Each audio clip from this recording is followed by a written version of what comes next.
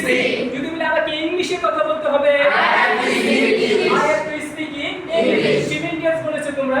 এখন দেখো যদি বলি আমাকে শিখতে হবে I have to learn, right? এবার যদি বলি তোমাকে শিখতে হবে ইংলিশ কি হবে? You have to learn. to Learn. তোমাকে শিখতে হবে, You have to learn. তোমাকে ইংলিশ শিখতে হবে, You have to learn English. তোমাকে আসতে হবে, You have to run. তোমাকে রান্না করতে হবে, You have to cook. তোমাকে দৌড়াতে হবে, You have to run. you have to Run. Okay fine.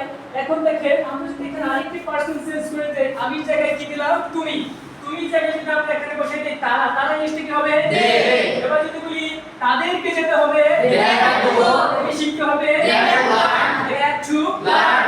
এবার আমি যদি বলি তাদেরকে সাঁতার কাটতে হবে, They have to swimming. তাদেরকে নদীতে সাঁতার কাটতে হবে, They have to swim in the river. they have to swim in the River. তাহলে আমাদের কথা হয়ে যাচ্ছে না? Yes, sir. আসলে আমরা একটু বাধ্যবাধকতা অথবা একটু জোরপূর্বক কথার ক্ষেত্রে আমরা আই হ্যাভ টু ফর্মুলাটা ইউজ করে থাকি। ক্লিয়ার? ওকে ভাই, তাহলে আমরা একটু এখানে দেখেন পার্সনটা চেঞ্জ করে এখানে আমরা একটা নাম বসিয়ে দেব। তাহলে আমরা একটা নাম বলতে পারি, একটা ফুলের নাম কেয়া। কি নাম বলতে পারি? কেয়া। কেয়া। তাহলে কেয়ার সাথে এখানে আমরা কি হ্যাভ বসাবো না হ্যাজ বসাবো? Has. তাহলে দেখেন কেয়া হ্যাজ টু ডু, কেয়াকে করতে হবে। হবে।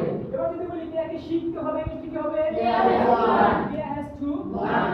কেয়াকে যেতে হবে, Keya has to go. কেয়াকে রান্না করতে হবে, Keya has to cook. কেয়াকে দৌড়াতে হবে, Keya has to run. Keya has to Run.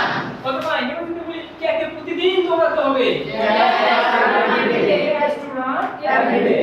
বিষয়টা ক্লিয়ার বুঝতে পেরেছি? Yes, sir. সো আমরা এই ছোট একটা ফর্মুলার মাধ্যমে আমরা কি খুব চমৎকার করে ইংলিশে কথা বলতে পারি। ক্লিয়ার বুঝতে পেরেছি সবাই? ওকে, থ্যাংক ইউ সো মাচ।